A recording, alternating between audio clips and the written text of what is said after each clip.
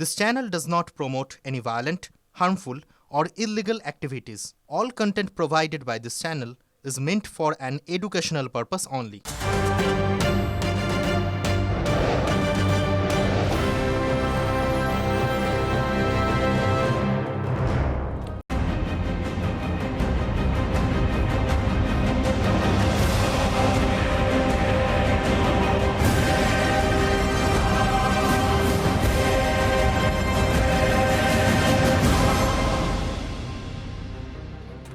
আপনারা অনেকেই জানতে চান যে ভোট কবে ভোট কি এক দফায় হবে না একাধিক দফায় হবে। ভোট সন্ধ্যেবেলা সন্ধ্যে সুপার প্রাইম টাইমে এই মুহূর্তে টিভি9 এক্সক্লুসিভ সিইও দপ্তর এক দফায় ভোট করতে আগ্রহী।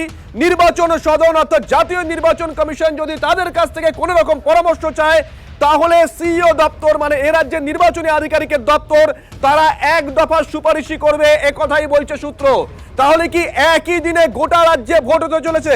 শ্রাবন্তী, একই দিনে কি গোটা রাজ্যে এবার ভোট হতে চলেছে? শুভজিৎ, বিগত বিধানসভা বলো লোকসভা বলো আমরা বারবার দেখে এসেছি কয়েক দফা এবং 5 থেকে 6, 7, 8 দফা এরকম ভোট হয়েছে এবং বারবার এই প্রশ্ন সামনে এসেছে নির্বাচন কমিশন কেন এই ধরনের আচরণ করে, এ রাজ্যের জন্য কেন এত দফায় ভোট। এবার শুরু থেকেই স্পষ্ট হয়ে গেছে যে এত দফায় ভোট হবে না।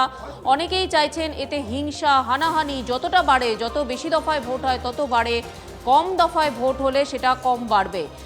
সিইও দপ্তর সূত্রে যেরকমটা খবর আসছে যে এক দফায় ভোট করলে তারা প্রস্তুত রয়েছেন। কিন্তু এক দফায় ভোট করলে নিরাপত্তার বিষয়টা, বাহিনীর বিষয়টা শ্রাবন্তী,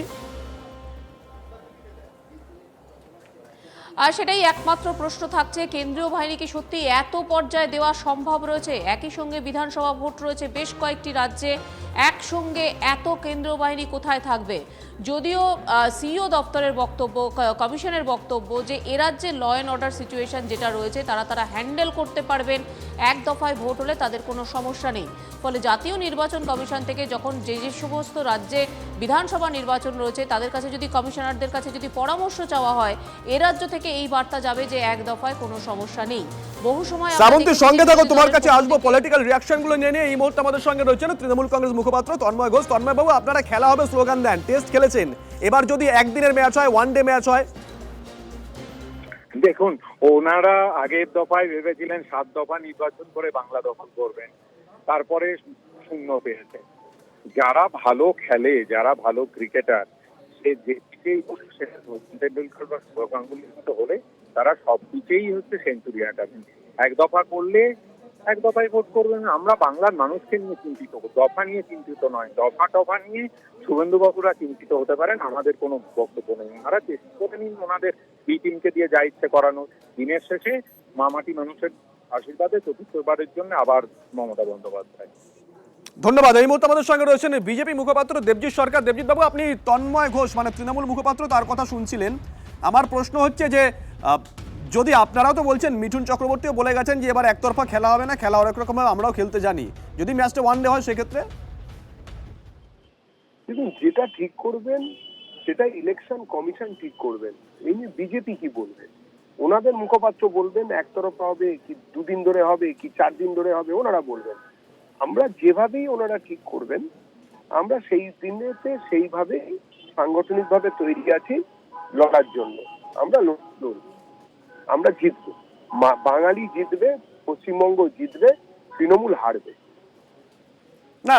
দেবজিৎ বাবু, আপনি নিজেও নির্বাচনে প্রতিদ্বন্দ্বিতা করেছেন। নির্বাচনের দিন সেটাও তো যে কোনো প্রার্থীর ক্ষেত্রে বা দলের ক্ষেত্রে একটা ম্যাটার করে। সেটা 5 দিন হলে একরকম স্ট্র্যাটেজি থাকে, 7 দিন হলে একরকম স্ট্র্যাটেজি, 1 দিন হলে একরকম স্ট্র্যাটেজি। মানুষ যেভাবে বিক্ষুব্ধ, তৃণমূলের পাশ থেকে যেভাবে পশ্চিমবঙ্গের জনতা সরে গিয়েছে, তাতে 1 দিন 5 দিন সমাজ এইগুলো কোনো আর ব্যাপার নয়। মানুষ অধিকাগ্রহে অপেক্ষা করছে যে কখন চোখের পাবেন। হচ্ছে একটু অডিওর সমস্যা হচ্ছে আপনার, কিন্তু মূল বক্তব্যটা পরিষ্কার দেবজিৎ বাবু। অসংখ্য ধন্যবাদ। সুজন চক্রবর্তী এই মুহূর্তে আমাদের সঙ্গে রয়েছেন, সিপিআইএম নেতা। সুজন বাবু, শুভজিৎ রয়েছে। সুজন বাবু, এখনো পর্যন্ত যে খবর আমরা পেয়েছি, আমাদের সহকর্মী শ্রাবন্তী যে খবর ব্রেক করলো, যে সিইও দপ্তর, এ রাজ্যে নির্বাচনী আধিকারিকের দপ্তর, তারা এক দফা ভোটে আগ্রহী। সূত্র বলছে যদি নির্বাচন সদন থেকে, জাতীয় নির্বাচন কমিশনের তরফ থেকে এ রাজ্যে সিইও দপ্তরের কাছে কোনো পরামর্শ চায় দফা নিয়ে, তাহলে সিইও দপ্তর বলবে যে হ্যাঁ আমরা এক দফায় করতে আগ্রহী। আপনার মতামত? দেখুন, আমাদের তো এক দফাতে ভোট, এটাই তো রেওয়াজ ছিল, সবাই জানতেন অমুক তারিখে ভোট।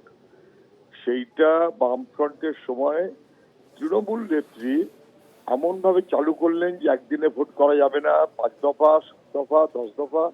এগুলো তো মূলত তৃণমূল নেত্রীর মনোভাবের জন্য দফা রফা করা হয়েছে, এ নিয়ে কোনো সন্দেহ নেই। এক দফায় ভোট হলে হোয়াট হার্ম, অসুবিধা নেই তো কিছু। বরং পশ্চিমবাংলায় ভোট ছিল একটা উৎসব, পারস্পরিক ক্যাম্পগুলো থাকতো, প্রত্যেকের সাথে প্রত্যেকের সুসম্পর্ক ছিল। এগুলোকে মুখ্যমন্ত্রী এবং তার বাহিনী নষ্ট করেছে। এক দফা হলেও নষ্ট করেছে, 7 দফা হলেও নষ্ট করেছে।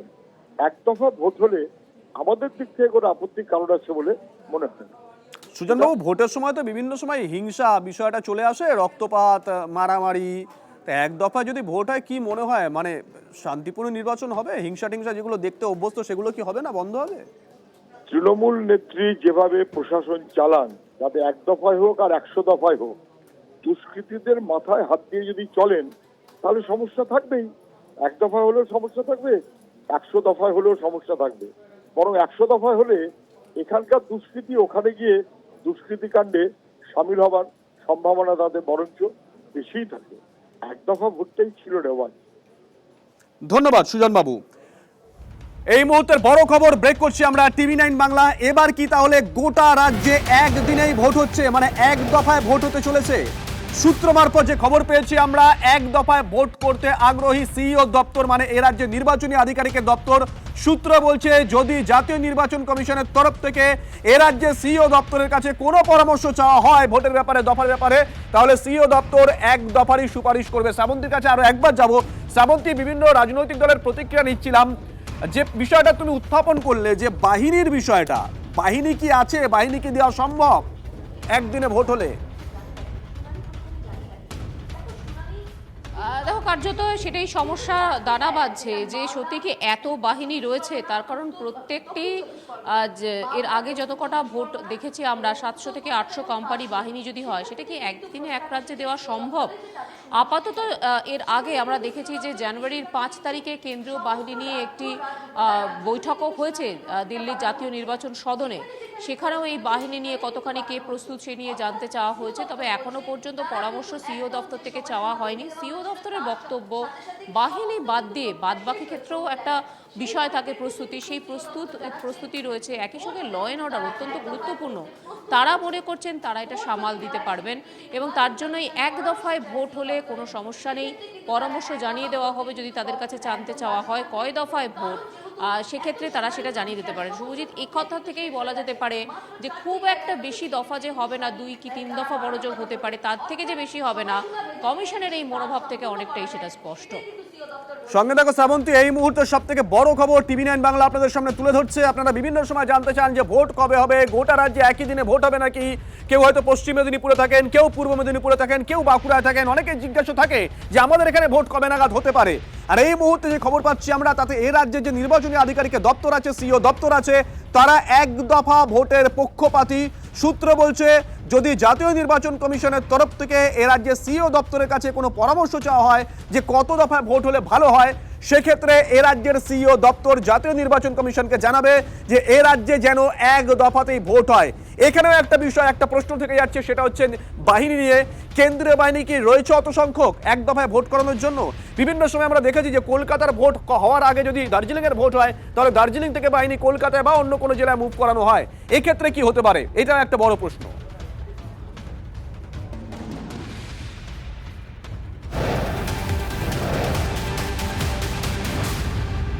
বিরোধী দলনেতা শুভেন্দু অধিকারী তিনি বলছেন ভোটে হারবে, সেই জন্য রাজ্য সরকার কর্মসংস্থান তৈরির কথা ভাবেনি, ভাতার উপরে জোর দিয়েছে, ভাতা দিয়েছে।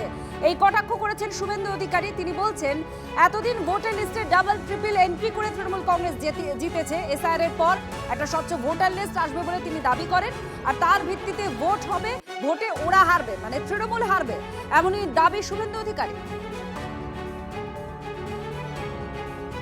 তৃণমূল কংগ্রেস জানে এই নির্বাচনে তারা হারবে। তাদের ধ্যান জ্ঞান স্বপ্ন এসআইআর আটকানো, 2024-এর পুরনো লোকসভা নির্বাচনের ভোটার তালিকা, যেখানে মৃত আছে, ফেক আছে, ডবল ট্রিপল এন্ট্রি আছে, বাংলাদেশি মুসলিম অবৈধ অনুপ্রবেশকারী আছে, রোহিঙ্গা আছে, তাদের দিয়ে যেভাবে ভোট করিয়েছে সেই ভোট। কিন্তু যখন এসআইআর চলছে, ড্রাফট ভোটার লিস্টে 58 লক্ষ নাম বাদ গেছে, মুখ্যমন্ত্রী যখন দিল্লি কলকাতা আদালত, রাস্তা সব জায়গায় ছুটে বেড়াচ্ছেন, চিৎকার করছেন, তারপরেও এসআইআর আটকানো যাচ্ছে না এবং নির্বাচনের পরাজয়ের আশঙ্কা করছেন, পরাজয়ের ভূত ঘাড়ে চেপে বসেছে, তখন এই নির্বাচনী প্রতিশ্রুতি বা হ্যান্ডবিল দেওয়া। আমরা তৃণমূল কংগ্রেসের প্রতিক্রিয়া নেব। তন্ময় ঘোষ এই মুহূর্তে আমাদের সঙ্গে রয়েছেন। তন্ময় বাবু, আপনি কি বলবেন? যেখানে শুভেন্দু অধিকারী বলছেন যে ভাতা এই জন্যই দেওয়া হয়েছে, তৃণমূল জানে যে তৃণমূল ভোটে হারবে, এসআইআর এর পর একটা স্বচ্ছ ভোটার লিস্ট বেরোবে, তার ভিত্তিতেই ভোট হলে হারবে তৃণমূল, এই কথা তিনি বলছেন। শুভেন্দু বাবু সেই সব স্বপ্ন দেখতেই পারেন, ওনাদের সমস্ত স্বপ্ন চুরমার হয়ে যাচ্ছে, এই জন্য ভুলভাল বলছেন। আমার প্রশ্ন হচ্ছে, এই একই কথাটা বিহার নির্বাচনের সময় তো উনি ওনার নেতা নরেন্দ্র মোদীকে বলতে পারতেন, সেখানে নীতিশ কুমার কত টাকা দেওয়ার প্রমিস করেছিল। উনি তো মহারাষ্ট্রের সরকারকে বলতে পারতেন, মধ্যপ্রদেশের সরকারকে বলতে পারতেন, যারা আমাদের লক্ষ্মীর ভান্ডারকে কপি করে সেই প্রকল্প চালু করার চেষ্টা করেছে। আমরা অর্থনীতির বিষয়ে এই যে সাপ্লাই অ্যান্ড ডিমান্ড, এটা ডিমান্ড বেস অর্থনীতি, আর দক্ষিণপন্থী যারা অতি দক্ষিণপন্থী দল তারা মূলত সাপ্লাই বেস অর্থনীতির কথা বলেন। এইসব অবশ্য ওনারা বুঝবেন না, ওনারা সস্তার রাজনীতি বোঝেন, মানুষ এগুলো বোঝে। মানুষ কতটা উপকৃত হচ্ছে সেটার ফল আগামী 2026-এর নির্বাচনে বিজেপি বুঝে। ধন্যবাদ তন্ময় বাবু। রাজ্য বাজেটের সমালোচনায় বিরোধী দলনেতা শুভেন্দু অধিকারী তিনি বলছেন যে এসআইআর এর পর স্বচ্ছ ভোটার তালিকা হবে, আর তারপরেই ভোট হলে তৃণমূল কংগ্রেস হারবে, আর এটা জেনেই ভাতা দেওয়া হয়েছে, আরো বেশি ভাতায় জোর দেওয়া হয়েছে, নতুন কোনো সংস্থান তৈরি করা হয়নি, এই বক্তব্য শুভেন্দু অধিকারী। তিনি বলছেন যে এর আগে যে ভোটার তালিকার ভিত্তিতে ভোট হয়েছে তাতে ফেক ভোটার ছিল, আর সেই সমস্ত জাল ভোটারদের জন্যই তৃণমূল কংগ্রেস জিতেছে। এবার এসআইআর এর পরে একটা স্বচ্ছ ভোটার তালিকা তৈরি হবে, আর তাতে তৃণমূল কংগ্রেস হারবে বলেই এই বাজেট করা হয়েছে বলে শুভেন্দু অধিকারীর দাবি। অন্যদিকে শুভেন্দু অধিকারী এবার লক্ষ্মীর ভান্ডার নিয়ে রাজ্যকে সরাসরি নিশানা করছেন। তিনি বলছেন যে গোয়ায় ভোটে লড়তে গিয়ে লক্ষ্মীর ভান্ডারের প্রতিশ্রুতি কি হলো, সেখানে প্রতিশ্রুতি নিয়েও 5,000 টাকা করে দিলেন না কেন, প্রশ্ন তুলে রাজ্য সরকারকে নিশানা করলেন শুভেন্দু অধিকারী। আমি অর্থমন্ত্রীর বক্তব্যের শেষার্ধে আওয়াজ তুলেছি যে তৃণমূল কংগ্রেস যখন গোয়াতে লড়তে যায় তখন তাদের সংকল্পপত্র বা ইস্তাহার বা কমিটমেন্ট লেটার তাতে বলেছিল যে 5,000 টাকা গোয়ার প্রত্যেকটি মহিলাকে মাসের 1 তারিখে ঢুকিয়ে দেবে।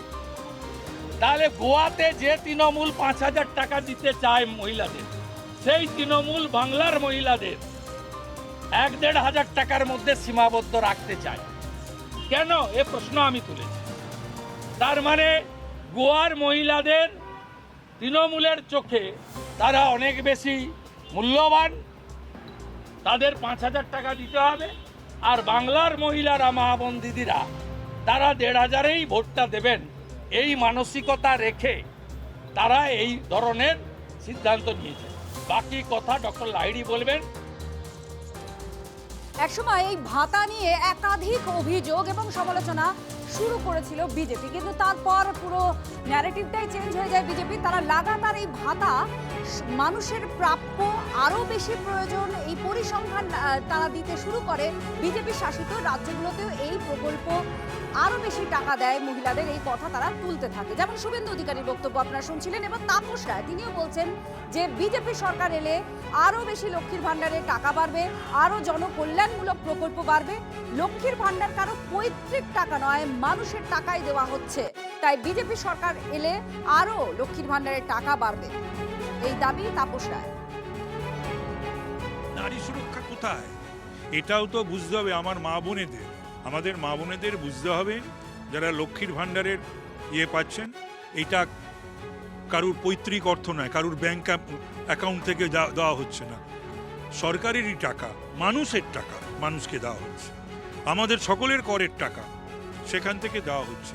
তো সুতরাং আগামী দিনে যদি এই সরকার চলে যায়, বিজেপি যদি আসে, আমাদের গভর্নমেন্ট যদি আসে, আরও অনেক বেশি জনকল্যাণমুখী এই ধরনের প্রজেক্ট হবে এবং আর্থিক যে পরিমাণ বাড়বে।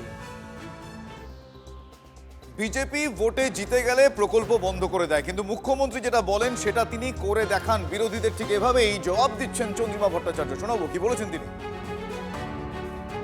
কখনো বলে ভিক্ষা, কখনো বলে অনুদান, অন্য রাজ্য সেটাকে অনুসরণ করার চেষ্টা করে, তারপরে আবার ভোটে জিতে গেলে মাঝপথে বন্ধ করে দেয়।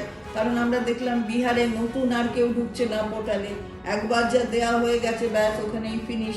এটা মুখ্যমন্ত্রী করেন না। আমাদের মুখ্যমন্ত্রী তিনি যেটা বলেন সেটা কিন্তু করে দেখান এবং মাঝপথে কোনোটা বন্ধ করে দেন না, বরঞ্চ কেন্দ্রীয় সরকার যে স্কিমগুলো করে তারা মাঝপথে সেখানে বন্ধ করে দেওয়ার একটা প্রয়াস করে, কিন্তু সেটা চালিয়ে যাওয়ার কাজটা যিনি করেন তিনি মুখ্যমন্ত্রী মমতা বন্দ্যোপাধ্যায়।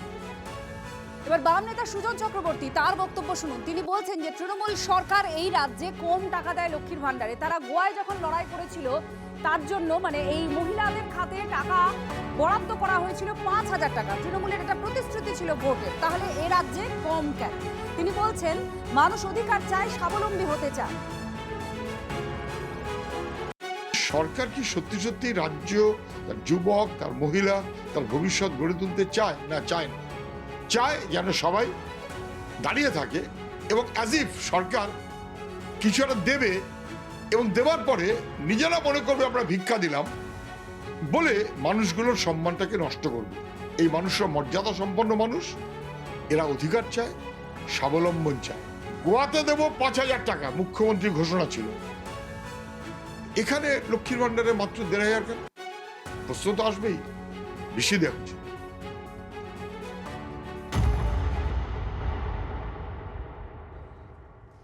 এবার আসি আশা কর্মীদের প্রসঙ্গে। আশা কর্মীদের ভাতা 1,000 টাকা বাড়ানো হয়েছে এবারে রাজ্য বাজেটে, কিন্তু তারা নিরাশ। তাদের দাবি ছিল 15,000 টাকা বেতন করতে হবে তাদের, আর তার সঙ্গে এই দাবি নিয়ে তারা লাগাতার রাস্তায় নেমেছে, কর্মবিরতিতে ছিল, তারা অভিযান করেছে স্বাস্থ্য ভবন, কিন্তু তাদের নিরাশ মন কোনোভাবেই ছুঁতে পারল না রাজ্য সরকার। প্রশ্ন তুলে ফের স্বাস্থ্য ভবনে অভিযান আশা কর্মীদের। সৎ মায়ের মতো আচরণ করছে রাজ্য সরকার, এই অভিযোগ তাদের। 15,000 টাকা বেতনের স্থায়ী সরকারি কর্মীর মর্যাদা তারা দাবি করছেন। বকেয়া মেটানোর দাবিতে ডেপুটেশন, স্বাস্থ্য ভবনের গেটের সামনে ব্যারিকেড দেওয়া হয়, ঢুকতে বাধা দেয় পুলিশ। পুলিশের সঙ্গে আন্দোলনকারী আশা কর্মীদের তর্কাতর্কিও বাড়ে। আশা বিক্ষোভের দুই আলাদা আলাদা ছবি বলা যেতে পারে। একদিকে শহরের রাজপথে যখন বেগুনি বিক্ষোভের ঢেউ, তখন 1,000 টাকা ভাতা বৃদ্ধিতে মিষ্টি বিলিতে ব্যস্ত বজবজ। রাজ্য বাজেটে 1,000 টাকা ভাতা বৃদ্ধির প্রতিবাদে স্বাস্থ্য ভবন অভিযান ক্ষুব্ধ আশাকর্মীদের। আর ঠিক তখনই বজবজে আশাকর্মীরা উচ্ছ্বাসে আনন্দে মাতলেন। আবির খেলা চলল, মিষ্টি মুখ চলল।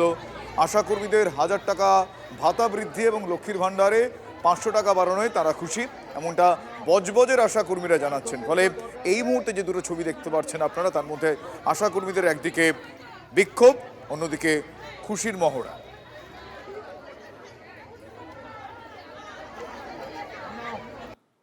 আমাদের দিদি যে আমাদের জন্য করেছেন, খুবই ভালো করেছেন। এইবার আমাদের সবার কাছে একটাই অনুরোধ যে দিদিকে যেন বিপুল ভোটে যেন আমরা সবাই মিলে জয়ী করতে পারি।